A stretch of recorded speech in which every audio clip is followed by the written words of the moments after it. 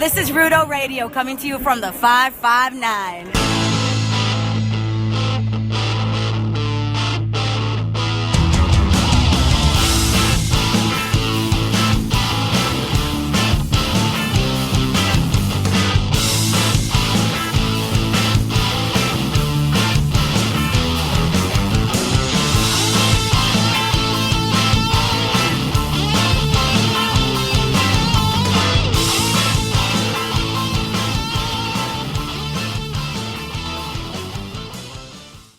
Hello and welcome to Rudo Radio, SB Nation and Cage Side Seats weekly wrestling podcast. I am Nick Bond, joined as ever by Mr. Mark Normandin. Mark, how are you? Well, Nick, I think we need to talk about something that we don't want to talk about. I don't like getting political on this show, Mark. Well, it's pretty big news, and it's wrestling news, and it's topical, so it is with a heavy heart that I must announce that Rhino lost his bid to a politician in Michigan. It's not going to happen. Oh, no. That's four more years of this long national nightmare where Rhino isn't an elected official. Right? He could have gotten so much done just hosting parties with Cheese Whiz and crackers and goring his opponents. I feel like if he would have done that in this election, he probably would have done a better job amongst 18 to 34-year-olds. But, I'm not here to judge the guy's exit polls. Yeah, it's a shame. But, maybe he'll try again in the future. Maybe there's still hope for Rhino. Oh, man. Okay. All right. We can do this. SmackDown, or did you want to do Raw first? Dude, we gotta go in chronological order. But do we have to? All right, Team Red. Let's go, Team Red. So Raw was both actually episodes were weird this week in the sense that they were both, taped completely. So we knew it was going to happen. I didn't love what happened on Raw. It wasn't a great episode. Most of the taped ones aren't. But I did like one thing, which is I liked the team that they picked for the women's division. I like that Alicia Fox is on there. I like that Nia Jax is on there, obviously, and Bayley is on there, obviously, and it's Sasha Banks, too. I like that as a formidable fivesome, both in terms of storyline and in terms of, giving that division a reboot, kind of. Not a reboot, but a reset, almost, where I feel like those three others, because I feel like it's Bayley and Charlotte, obviously, as the feud going forward, but there's enough going on that you could kind of splinter off feuds with, let's say, Sasha Banks and Nia Jax, or Alicia Fox and Dana Brooke, because she's going to be hanging around Charlotte. There's stuff they can do. I mean, there's no way that Alicia Fox actually wrestles at Survivor Series, right? Dana's just going to murder her, on the go home? What? Spoiler alert. That's not everybody watches wrestling as much as us. Not everybody knows that that's going to happen. But yes, that's going to happen. I think it's going to happen. Man, you're a cruel man, Mark Normandin. That's that is true. I didn't even think of that. I had a moment where I was like, oh, good for Alicia Fox. She's gonna get that pay-per-view check. Nope, you had to ruin it. She's gonna get murked, man. It's not gonna be great. Well, it'll be great, but it won't be great for her. But then, hey, there'll be an Alicia Fox Dana Brooke feud after, I presume. Yeah. I guess. I guess that's the one shining light, is that Alicia Fox will be in a feud with Charlotte's henchwoman. Yeah. Someone who won't immediately eat her lunch? Yes. That'll be great. Not just destroy her face and or body. That was also great. I love that Nia thing where it's like, oh look, actual wrestlers can't stand a chance against her either. Yeah. Not great for Alicia though. I think that's clear. It was really good for Nia Jax. Well, it wasn't even really good for Nia Jax. She got taken off the show for a little bit there. Yeah, I like the team too, especially since, presumably Dana is going to muscle her way into it. It's a team where it looks like you can get some interesting stories, and they're not exactly like showing them all just yet. Like the men, they're kind of beating you over the head with, "Will this team get along?" And I mean, there's some of that with the women's team too, but Nia being involved and Dana, for now, Alicia being involved makes it a little different. So at least if Dana comes in, it'll be last minute and not 3 weeks of, hey, you guys all hate each other. You know what we should do? Make you wrestle so that you like each other. And I think the difference also with that is that what we talked about last week, which is that because Charlotte picked the team, it's more of a feature than a bug that they're not getting along. Like, she totally is okay with that. That was part of her plan. She's not happy about Sasha Banks being involved, but, like, she can also use this in the same way that she used Bayley, which is basically like, you can do a lot of the work, and then I'll win and take the credit, so thank you, because I'll make sure you get eliminated, because I'm a monster. It's going to be great when Charlotte refuses to let Sasha tag her in, and Sasha just continues to get the absolute shit beat out of her by whoever. Alexa Bliss, probably, you would hope. Just I see you, girl. I think honestly that's the best. That was the best thing on Raw for me. Not even the match after, not the segment itself, but literally the team that they named. Those taped episodes are never great. It's very rare they're great, and part of it is because everything can be spoiled so easily. And everything is spoiled very easily. And also there's that like, hey, we're here once a year. Let's put on let's make everything sound big and important, but also house showy. So it's hard to be anything but like a decent episode of Raw most of the time when they go overseas. But there's so much excitement from the crowd a lot of the time. It's okay. Although there were certainly segments where that was not the case. I liked, since I shit on the process that got us here, I want to take a minute to say that the actual match that they did that made no goddamn sense was fine with the five men on the Raw Survivor Series team. Because, I mean, how could it not be? Those are, like, 5 of your top dudes. And, they can all work together even if you're playing like they're not working together. I just still don't understand why it is that Steph is in on it, too. At least, like, when Mick put 3 of them against each other a few weeks ago, Stephanie looked upset, like, why would you do that? Even though she was like agreeing with Mick while he was there, and then she had a look of like, oh, what the hell? But now, like, she's doing it too, So no consistency. It's a shame, but at least the match was good. Yeah, I don't have that much to add to it because the match didn't make sense to me at such a level that even though the match is obviously good, it's the people involved would be weird if it were bad. It's just one of those things where you're sitting there wondering why it's happening in the first place and how it helps out anyone. You could like maybe say that you wanted to get like them to allow some like steam, you let off some steam against each other, but I don't think that's how you do it with a fatal 5-way match. I thought Stephanie was just off all night. It was because like the stupid segment she had with Sami Zayn where she's like, I hate you, Sami Zayn, didn't make any sense. He's like a ska kid, and you don't like Kevin Owens, so it's not like you're on Kevin Owens' side necessarily.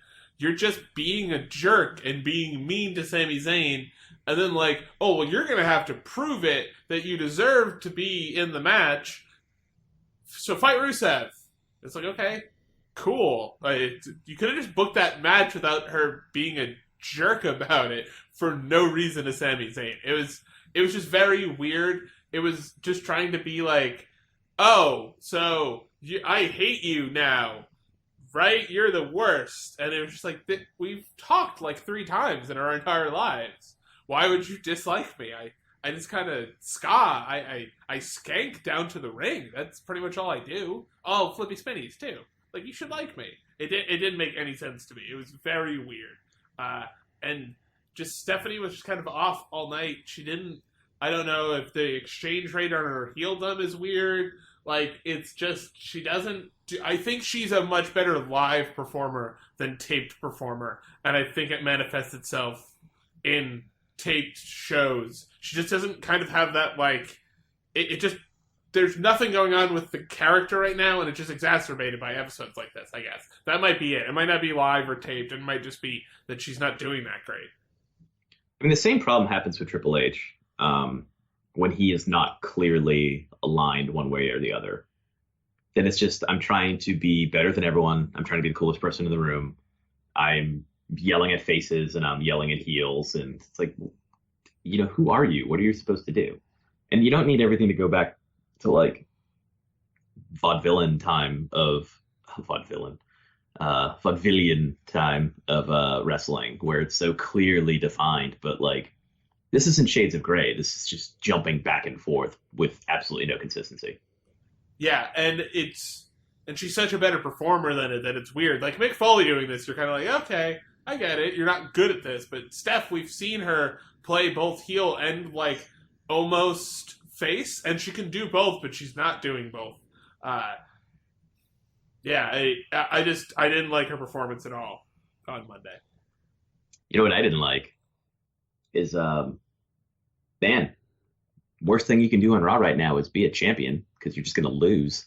It's like a whole roster of Intercontinental champions. Hey now. Hey, the Intercontinental, like Wade Barrett era. Sorry, Wade. Sorry for the bad news, Wade. Haha, get it? Because of his gimmick. It was, okay, you get it. Okay, you get it. Sorry, that made me laugh. Because get it, bad news, and his name's Barrett, so bad news Barrett. I don't get it. Mark. So champion's getting pinned. Yes, I totally forgot what the... God damn it. I hate champions getting pinned. It's just so bad. And there's no excuse for like, ooh, the champion got pinned in a tag match, so 3 months from now, this person will be number one contender. I don't know. It should just, man, don't have champions get pinned. Like, just don't have them get pinned ever. But how do you know if their opponents have a chance or not? Oh my God. So this is not to bring up the whole New Day discussion from last week again, because it was all encompassing, but their whole thing for months now has pretty much been like, get pinned on television. Don't get pinned at pay-per-views. So, we just get even more of that. And it's like, oh, we're setting up the women's division by having people get pinned. We're setting up the Cruiserweight division by having the champion get pinned by the guy who already pinned him before he was champion, who already like had a claim for a title match. And then that guy doesn't even get the title match because we're doing like the cross promotional thing with SmackDown, which won't be Rich Swann versus Brian Kendrick. So I don't know. It's so aggravating. And if it happened every now and again as like a big shocking, like, holy shit, the champion got pinned. What does this mean? Chaos. That would be something, but it's like their default, and it's lazy and boring, and it's even worse because they don't immediately have payoff for it. It's not like, hey, I won a title match. It's like, hey, 4 months from now, someone's going to have to remember that you pinned them on some random ass Raw that they were falling asleep during. Yeah, it is not. I'll tell you, it's like they just. This is an old Brandon Stroudism. The whiteboard. They've never erased the whiteboard. They're just like, oh, you can do that. You can have the champion. That's a great idea. I disagree with the notion that you should, and that's not necessarily what you're saying, but I am much more open to the idea of a champion losing to build up a challenger. I think when you have 3 champions lose in a row on the same show, you're overdoing it. I don't think you can argue otherwise unless you're trying to play it something that you're just beating people over the head with at that point. If you're having all 3 champions lose, unless your argument is, well, anybody can win on any given night, but then you actually have to have the champions lose when the titles are on the line, or it's not going to make any sense. Yeah, and like everything, it's fine in moderation. I think like music distraction entrances are okay if you have 1 per cycle. That's effective. Or the double count out or whatever, that like, oh, the brawl continues. And like all this stuff can be good. You just can't go to that well multiple times. It goes back to that thing we talked about before where it feels like no one in the Raw writers room is talking to the other Raw writers about the segments that they're doing. So for some reason, someone on like Monday morning was talking about having a champion get pinned, and like 3 other writers overheard them, and they all went off to their individual rooms and they all wrote that segment. It sometimes though feels like Vince said, okay, you're gonna have the champion lose, and then told the next guy the same thing and the next guy the same thing and forgot. Because there has to be a situation where there has to be some sort of I don't know how wrestling works well enough to be like, is there some sort of list of what's going to happen in the show? Like, does the script say who's going to win? Because someone should have went. Guys, I read the script. It seems like there's a problem. I can't imagine how they fix this beyond just not doing it. Do you know what I'm saying? Like, yeah. I know that sounds obvious, but just don't do this. Just don't do it. Well, what's weird is, like, Vince is running SmackDown, too. It's not like it's a secret. When SmackDown started out better than Raw, not started the first episode, but when it started being, like, more consistent than Raw, everyone's like, oh, Triple H must be doing it. And immediately, rumors start hitting of, like, no, Vince is doing both. And given that the tendency is to let Triple H look better and Vince look bad in the rumors most of the time, just to play into what audiences are thinking anyway, the fact that they came out to be like, oh, no. No, Vince is paying very close attention to both. Do you hear that, shareholders? Yeah. So it's weird. It's just very weird. But yeah, I feel like I like this episode more than my negative things are letting on. So I just want to also say quickly, we got a video of Brock Lesnar saying he doesn't give a shit about children. And I'm for that every time. That's one thing they can do every time. I don't care who it's about. Can I second that one? Because it's so good. Like, it's not as good as blood and piss and vomit. Will anything ever be as good as that? No, because there's the hard cut to black at the end of it. Like, that one is like, and piss and vomit, hard cut to black. It's just the best thing that any of us could ever conceive in our brains. But second or third to that, maybe, was this. I thought it was a really well done thing, especially for how lackluster a lot of this stuff has been with the build between them talking. I obviously don't like to see Brock say words out loud unless it's in the context of one of these videos.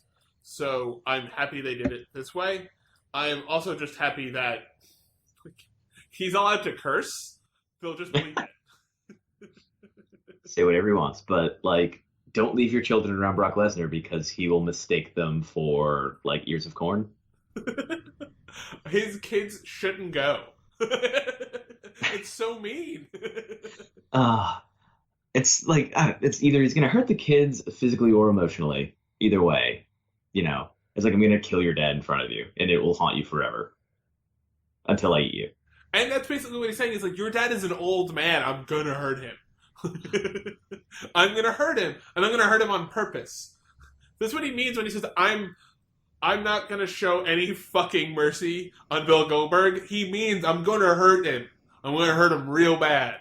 I am excited. I hope this breaks the 16 German suplexes. I hope that's what this is he does 18 German suplexes and then just pins him.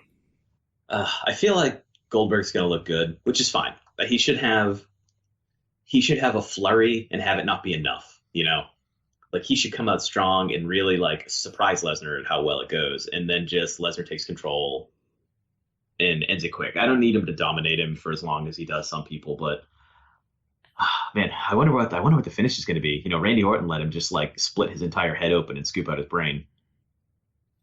Do you think he's going to let him actually eat him? I mean, Goldberg will be remembered forever. Yeah, your dad's the guy that let Brock Lesnar eat him, man. That's awesome. I don't know who's saying that to Bill Goldberg's children, but good on them, I guess. But yeah, I guess that'll be a good legacy. The dude that got eaten by Brock Lesnar, like, literally. It's less embarrassing than being tasered in a championship match. I mean, if you want, I don't know how the other one is embarrassing, nor is this one embarrassing. You're just, these are the rules of the match, Mark. Sometimes you get tased, and sometimes you get eaten by a gorilla person. Did he get tased before the match even started? It technically wasn't the rules of the match. You know what? This is why we're not. I can't even. Was he? I watched that. It's the worst thing ever. If I watched it, I blocked it completely out of my memory. I don't remember it happening. It is literally the moment where a company dies, and it's just. It'll be a lot like when Bill Goldberg's kid sees Goldberg die in front of him. Is Brock Lesnar going to tase him with his mind? Like, just touch him and tase him? I think that would be the best way to... I would actually laugh my ass off if Lesnar tased him. Like, it's just to like, rub it in. Like, if that was the only negative thing they do about WCW in this match, where, like, Lesnar just beats the hell out of him for a long time, and then just, like, after the match is over, everyone's all respecting Goldberg, and then Lesnar just tases him.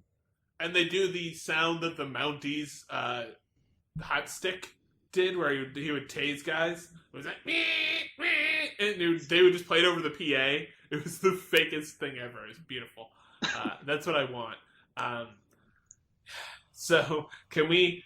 let's move on to SmackDown. Can we please go to the blue team? Thank you.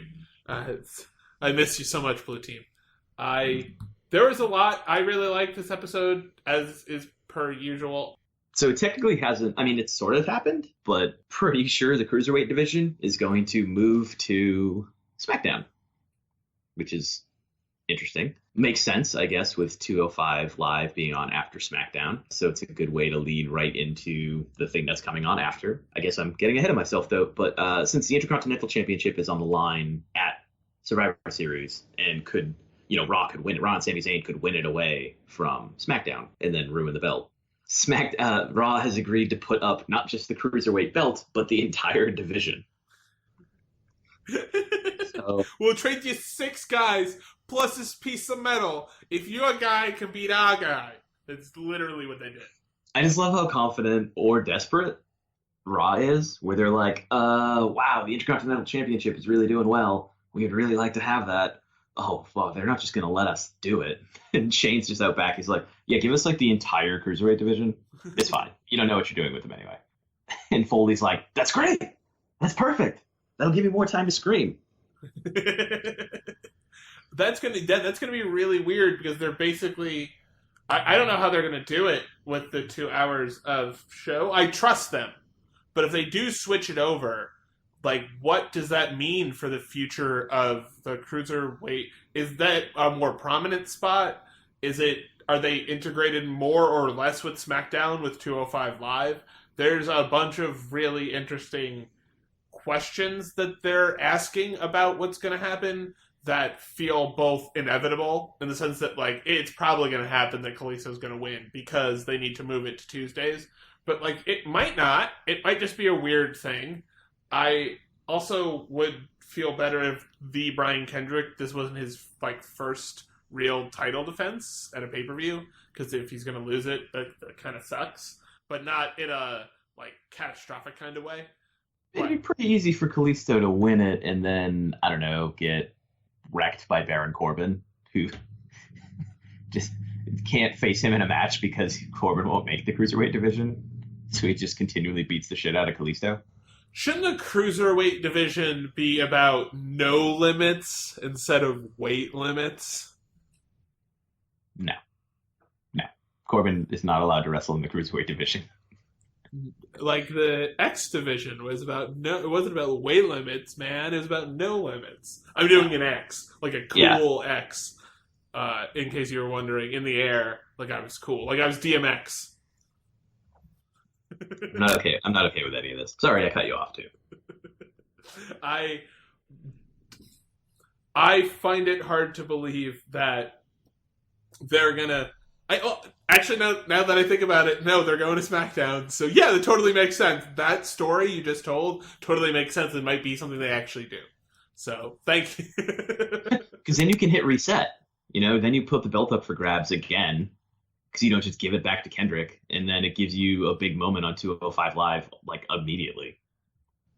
Yeah, that could definitely work. And it's weird for me because I liked how they did it. I liked how Baron Corbin got hurt. I liked how they had that match that made Kalisto come back and be like, "Hey, I'm gonna fight people. I'm a fighter." It was almost heelish the way he went after Baron Corbin, which makes me wonder if they give the title belt to him, he's a babyface but also a monster who hurts people who are already hurt, or is it okay that he retaliated that way because Corbin hurt him? Oh, it's totally okay. That's legal under like Wrestling's Geneva Convention. You can be a douchebag to the level that guy was a douchebag to you, basically. Yeah. I mean, we saw multiple clips of Corbin just beating the hell out of him backstage and being like, "You are tiny and insignificant, and also I'm kicking you in the face." And yeah, that is true. None of those were very nice. At least they were in a ring setting, kind of. No, they were backstage. Oh no, I mean for Kalisto to do this to Corbin, it's kind of nice for him to at least do it on the stage, as it were. But I also thought that Baron Corbin did a good job with how he got hurt. Like they did a hurt yourself spot, which they rarely do, but not WCW, SmackDown has started to do more traditional just straight wrestling trope stuff. I'm still waiting for the thing where the two guys run towards the rope and the one guy goes to grab the other guy to like pull him off the rope and does the tumble backwards. That's my next favorite spot. But they actually had him like act out and fall off the apron and like twist his knee, and then Kalisto comes out and gets him, which is great. It's all great. But oh man, that was so convincing. I thought Corbin was actually hurt. Like I thought legitimately slipped. Yeah, I thought he did a really good job with it, and I liked that they went for that. It was cool. I didn't expect to see that, and I'm a little annoyed, I guess would be, and this would be the thing I don't like. I don't like that they got rid of him. I don't want to say I don't need Shane, but I am not seeing, I am both totally seeing and not seeing why having Shane be on the team is better than Corbin for anyone other than Shane. But I guess if you're going to be putting him at or near the main event at WrestleMania, it kind of makes sense, obviously, that he'd be like maybe one of the last two survivors on the SmackDown team or something like that. But the way that they're doing it and the way that they kind of shoehorned it in, it felt weird. It felt un-SmackDown-like. I think it makes sense in the greater context of everything, like you said. As a lead into WrestleMania, he has a lot of enemies on Raw that he left behind. You know, Jericho and Owens both hate him, so he's going to have to deal with those guys. I'm fine with Corbin being taken out of the match because it means Corbin's not getting pinned at Survivor Series by anybody. That's true. Which is great. I mean, it sucks that he won't wrestle, but it doesn't sound like he's going to be lacking things to do. And if they're trying to protect him a little bit in like one of their big four scenarios, then that's also not a bad thing.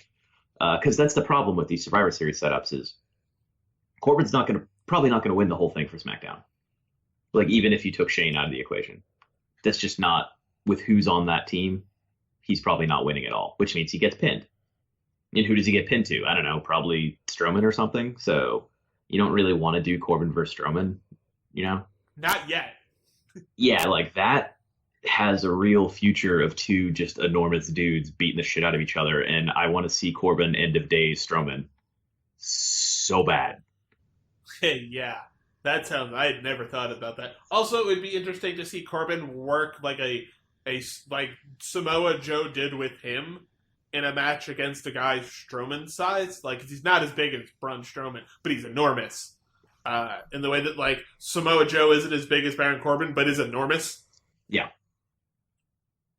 I would be very much into this. I like the implications of Shane being in there as well for making Survivor Series bigger.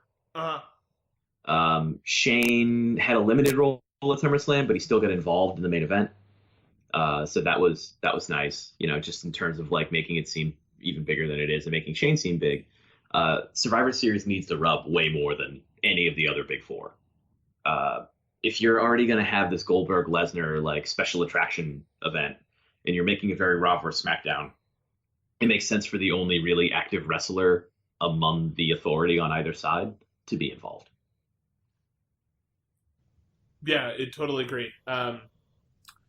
Especially because you have that weird thing where like Raw's belts aren't on the line because one of their guys is in the match, in the 5-man elimination match. So like the US belt can't be up for grabs. So it does kind of balance everything out that although they only have one of their 2 champions, they also have one of their biggest names in Shane McMahon and like the commissioner. That's what it is. Yeah. Yeah. It also helps Miz was not given the spot still. Like Daniel Bryan continues to just be a shithead to Miz, but like it's allowed. It's the Miz. He's a shithead. So using our corollary earlier, it's okay. So, it works. It infuriates the Miz that he doesn't get to be involved. And now he's forced to have this title match earlier on SmackDown, not even at a pay-per-view. He's not there defending SmackDown when he thinks he is like the main event guy that they have. So it hits a lot of spots, and we even got a hint of Daniel Bryan wishing that he was the guy who got to put himself in, but he's not allowed to. Yeah, I didn't think they were going with that, but I knew instantly, even if I hadn't read the spoilers, I would have known instantly when he said, well, I can't do it. You'd be like, oh, it's Shane. Of course it's Shane. Oh, he happens to be standing in the ring right now? That's crazy. Yeah, that was definitely the tell. Yeah. I'm also interested to see what happens with Luke Harper in this whole thing, and Kane. Like, do Luke Harper and Kane have a match at... I guess we're getting ahead of ourselves, but... Yeah, I don't know. I don't think they do. I don't feel like there's a lot of feuds pitting show against their own show happening. It feels like it's going to be the 3 major Survivor Series matches, Lesnar Goldberg, the 2 title matches, and then I don't know what. But that's a pretty full card considering how many people are in the other matches and how long you can make them go. Yeah, I have a feeling that the last match is probably going to take like the full hour. The 5-on-5 elimination between the 2 teams, that one's probably going to go super long. Because you have it. You're just like, yeah, just go. And if you go long, it's not a big deal. I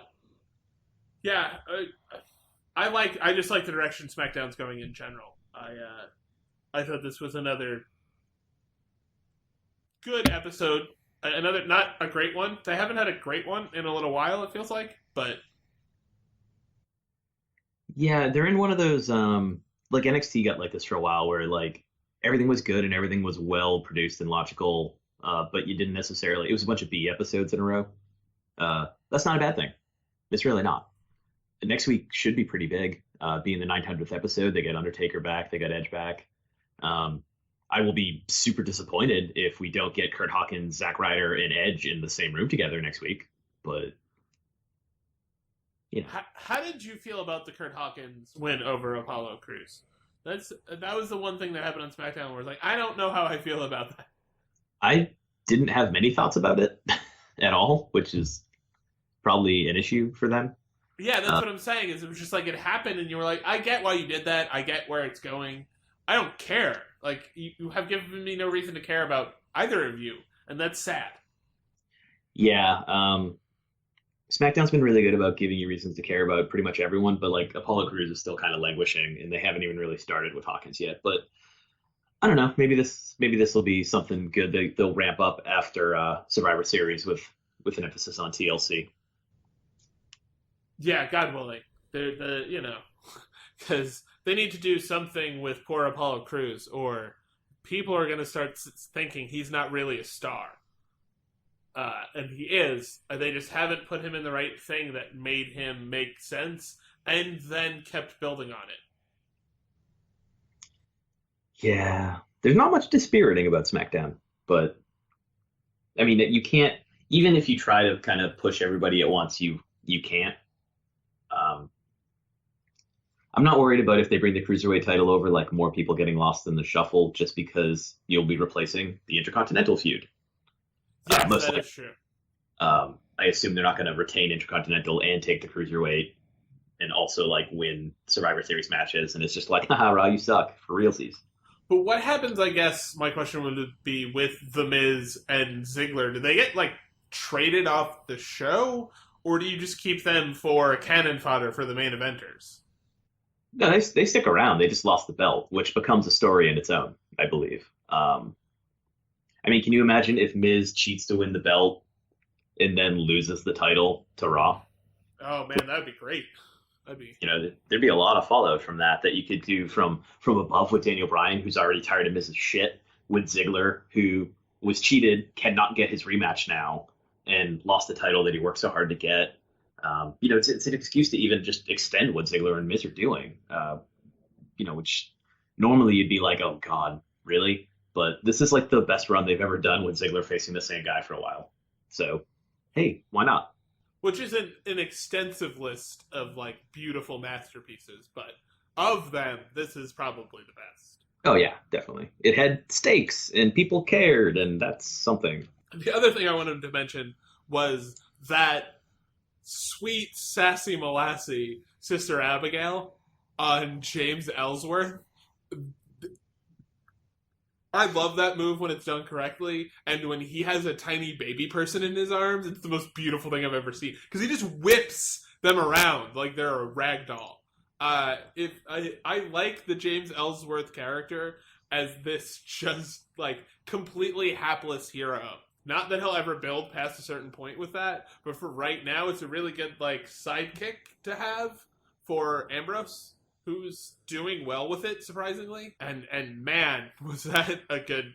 I didn't think there was any chance on God's green earth that he was going to get the no-chin music, but that transitioned into the Sister Abigail, where he just, like, slaps his leg down, grabs him, and just throws him on the ground, was almost as much fun as the time that Daniel Bryan did the suicide dive through the ropes. He grabbed him, he did the Sister Abigail into the guardrail, and then just dragged his dead body into the ring.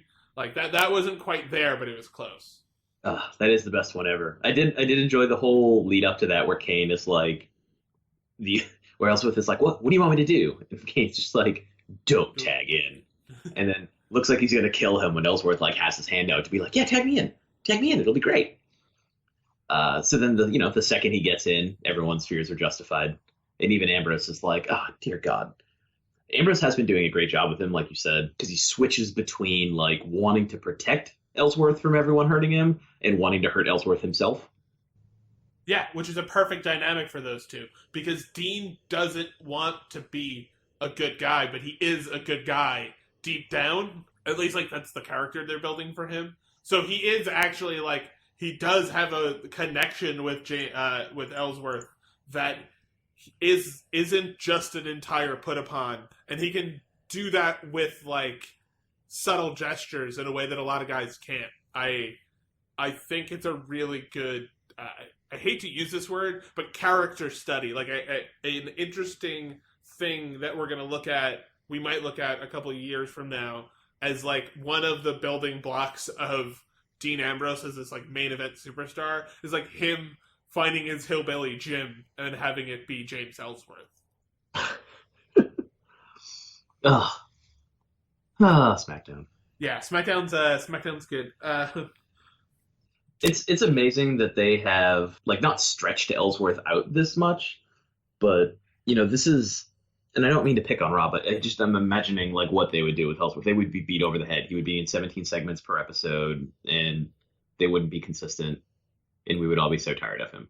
Well, and I think that the difference is, like, and we always talk about this, Raw would make him into a recurring sketch character, and SmackDown has turned Urkel into a full-time member of the cast. Like, that's the difference between the two. Whether or not you can ride Urkel forever is a different story, but, like, they're not just going, oh, we're going to shoehorn this guy into stuff. They're like, oh, let's give him a storyline. If that storyline takes off, we'll build on these storylines.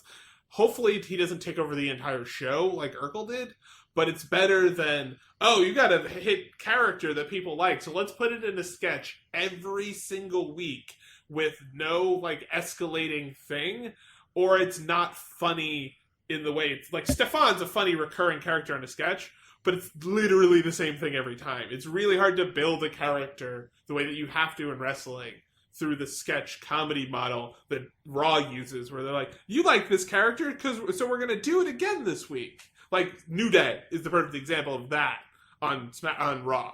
It's like slight escalation of their... I love them, but their stupid-ass shtick. I'm sorry, I'm in shock that you just criticized New Day. I love them, but it's the same thing every week. It's just, that's like the best version of that the WWE has ever done, but it's still like, guys, maybe have them do something different this week instead of build to the same promo, through the same promo to, why?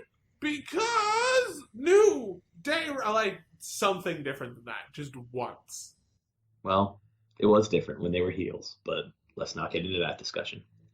I miss you so much, heel New Day. I miss you so much. I love you face New Day, because I like that you get to win the championship forever and be forever champions. But I am sad that you're no longer funny or made for me. Wow. Way to end the show on a downer. Well, you know, it's been a rough couple of days, Mark. I know, I'm still really busted up about Rhino. Yeah, I mean, you campaign for somebody, and you knock on doors, and then that's what you get. You know what, though? He's still a tag team champion. He's got that going for him. An incredibly accomplished person. Just overall, one of the more accomplished people to ever run. I can't. I'm so sad. Can we? All right. Mark, where can they find you on the internet? On Twitter at Mark_Normandin. That is Mark with the C. You can find wrestling writing at sbnation.com/wrestling. We'll have some features for Survivor Series next week in the lead up. We'll also be covering Survivor Series over there at sbnation.com. You can also go to Cage Side Seats to find this podcast that you are already listening to, as well as their long list of things that they publish every day that you should already be reading. There's a long list of things that they publish every day that you should already be reading. It's long. You can also catch us at soundcloud.com/Rudo Radio. That's RUDORADIO. And you can rate, review, and subscribe to us on iTunes. Mark, do you have a review? So, Mark? Vote Rhino 2020. Oh, that made me feel much better. Thank you. And you can catch me at the Nixter. It's THEN1CKSTER. That is the 5 millionth time I've gotten that correct. Mark, now is not a time for divisiveness. Now is a time for unity. So you have to agree with me. No, I don't. God, so close. And I guess if there's nothing else left to say, the only thing to say is bye!